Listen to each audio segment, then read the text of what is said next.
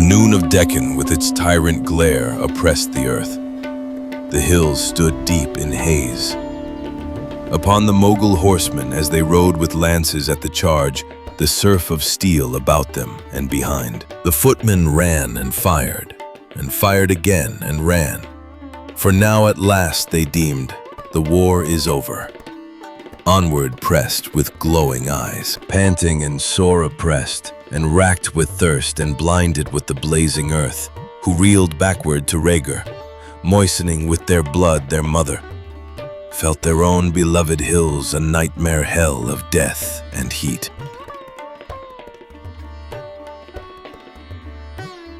At morning, when the sun was yet below the verge, the Bhonsle sprang at a high mountain fortress, hoping so to clutch the whole wide land into his grasp.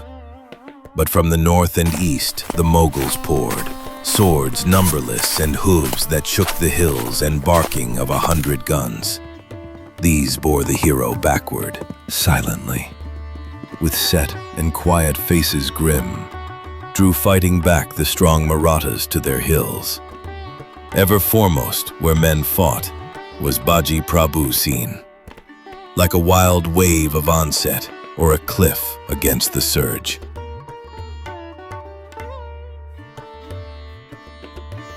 At last they reached a tiger-throated gorge upon the way to Raigurh.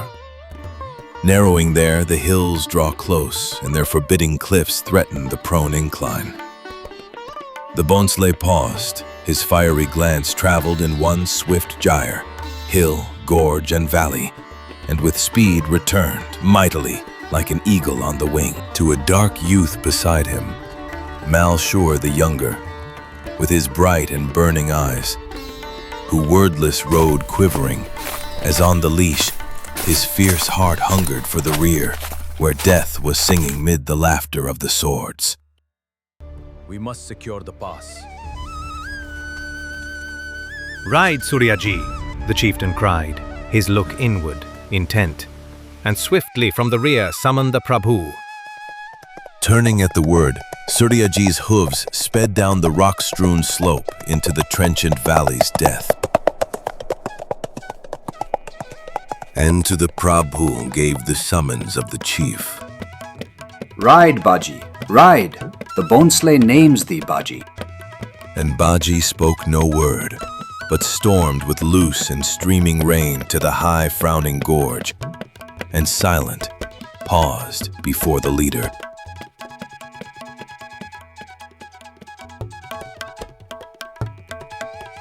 "Baji, more than once in battle thou hast stood, a living shield between me and the foe.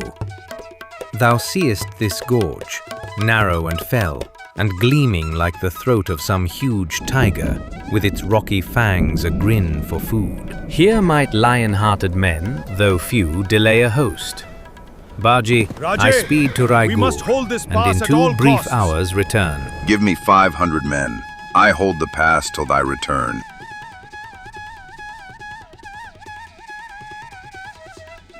What ponders then the hero? He needs not, like us petty swords, a force behind him, but alone will hold all Rajasthan and Agra and Kabul from rise to set. Tanaji Malshur, not in this living net of flesh and nerve, nor in the flickering mind, is a man's manhood seated. God within rules us. We but employ Bhavani's strength, who in an arm of flesh is mighty as in the thunder and the storm. I ask for 50 swords. Well, Baji, I will build thee such a pyre as man had never yet when we return. For all the Deccan, brightening, shall cry out, Baji the Prabhu burns. Me thou shalt not burn, for this 5 feet or more of bone and flesh may well concern others, not Baji Prabhou.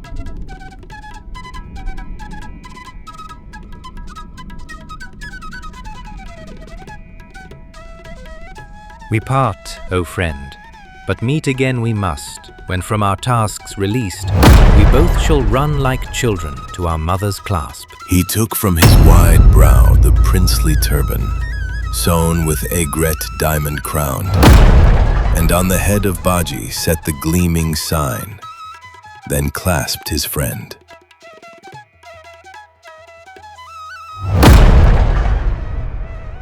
And followed by the streaming host that gathered from the rear, to farther hills rode clattering.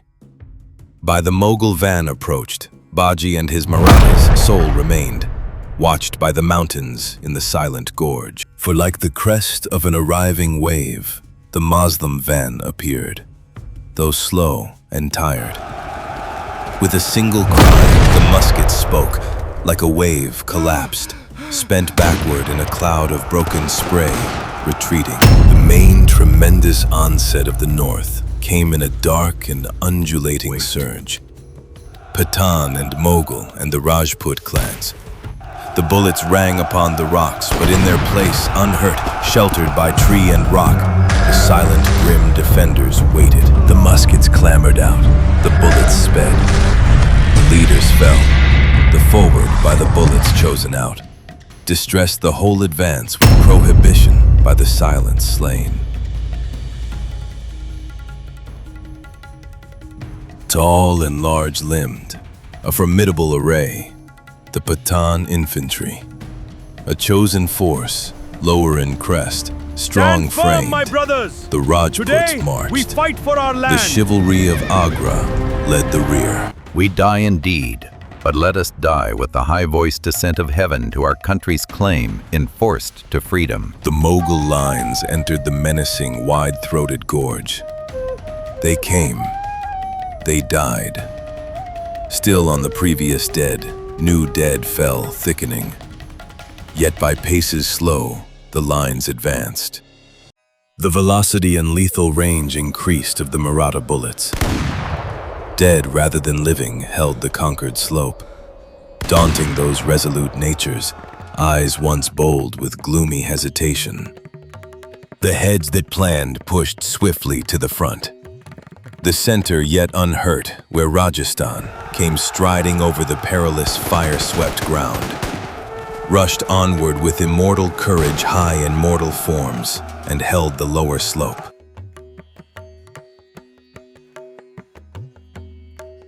The higher incline, short but steep, baffled their speed. Stand firm and push The forward. sheeted flame belched bullets. Down they fell with huge collapse. Then a lord high-crested of the Rathore clan stood out from the perplexed assailants, with his sword beckoning the thousands on. Him the bullets could not touch. A mighty shout rose from behind, and in a violent flood the Rajputs flung themselves on the incline like clambering lions. Grim and straight, the slogan of the South leaped with the 50 swords to thrust them back. Baji Prabhou leading. Thrice they came. 3 times prevailed. 3 times the Southron charge repelled them. Till at last, the Rathore lord hurled himself on Baji. So was the fatal gorge filled with the clamor of the close-locked fight. Murderous strife heaped up the scanty space. Rajput and strong Maratha breathing hard in desperate battle. But far off, the hosts of Agra stood arrested, confident, waiting the end. Baji came towards him, singling out the lofty crest, as the waves divide before a driving keel. The battle so before him parted, till he neared, he slew. As falls an upright poplar, with his hands outspread, dying, he clutched Maratha ground. Loud rose the slogan as he fell.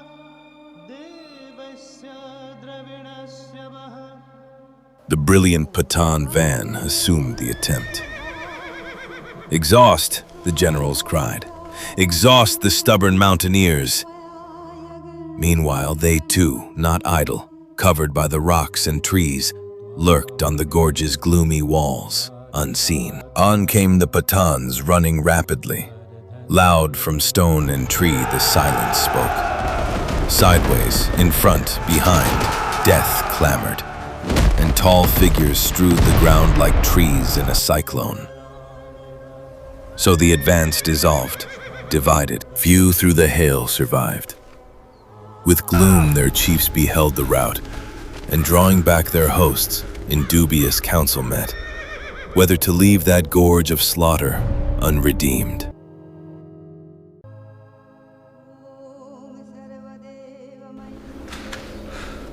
Baji, Our the bullets are bullets finished. fail. All the And great our store powder we is had of exhausted. shot and powder by unsparing use is spent, is ended. Baji Prabhou turned. One look he cast upon the fallen men, and grimly smiled. Make iron of your souls. Yet if Bhavani wills, strength and the sword can stay our nation's future. Over them the silent afternoon waited. The hush terrestrial was profound. Only a few black-winged, slow-circling birds that wandered in the sky.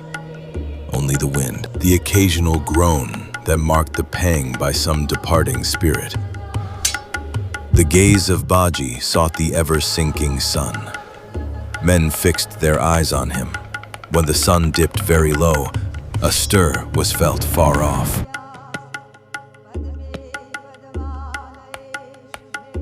Agra's chivalry, glancing with gold and scimitars inlaid in colored robes. Silence met them. Onward with a high shout they charged the slope. No bullet sped, no musket spoke. Unhurt they crossed the open space, unhurt they climbed the rise. But even as their hands surprised the shrubs that fringed the vantage, swords unseen hacked at their fingers. The raging hosts behind tore down their dead and mounted, till at last the force prevailed. Meeting strength with skill and force with soul, the strong and agile keepers of the hills prevailed against the city-dwelling hosts.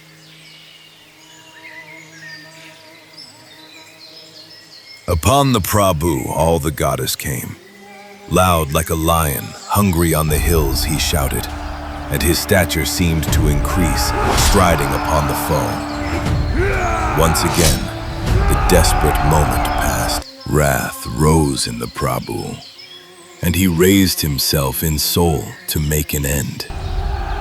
But even then a stillness fell upon his mood, and passing out of him, a mighty form stood visible, titanic, scarlet-clad, dark as a thundercloud, with streaming hair obscuring heaven, and in her sovereign grasp, the sword, the flower, the boon, the bleeding head, Bhavani. Then she vanished. The daylight was ordinary in a common world, and Baji knew the goddess formidable who watches over India till the end.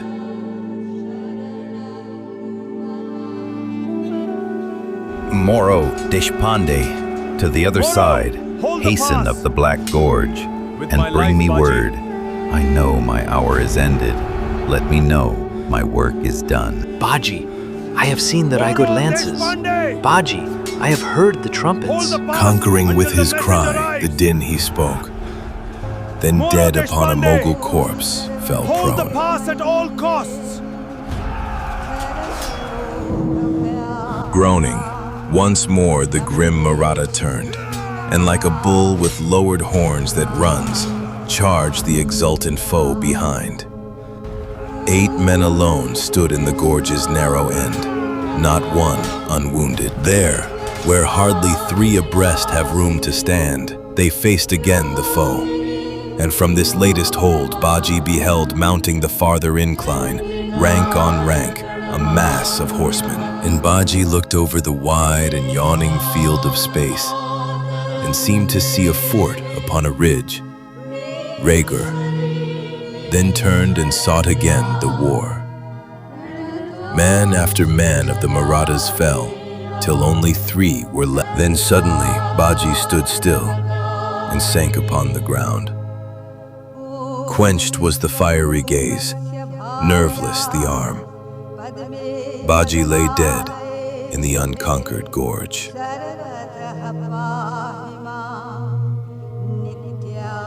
Ere he fell, upon the rocks behind the horse hooves rang. The bullets thronged through the too narrow mouth.